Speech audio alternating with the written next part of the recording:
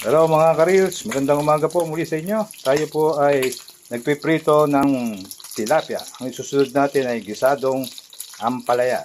Pag nagpiprito po kayo, huwag niyo pong pupuwersahin na tanggalin kung nakakapit siya. Kaya kusa po siyang, pagluto na kusa po siyang matatanggal sa pagkakadikit. Okay po. Sunod po natin ang ginisang ampalaya. Okay po, naggigisa na po tayo ng bawang. Kaya po, sinunod na yung kamatis. Ngayon po, takpan natin para maluto yung kamatis.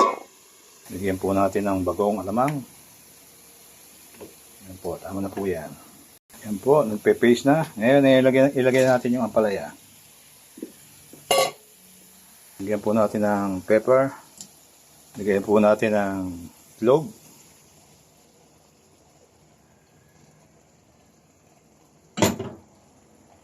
Yan po, luto na ang ating gisadong ampalaya. Nalagay na po natin sa plate. Hello mga karils, tapos na po ang ating ulam today. Yan na po, tilapia at gisadong ampalaya. Maraming salamat po muli sa inyo mga karils.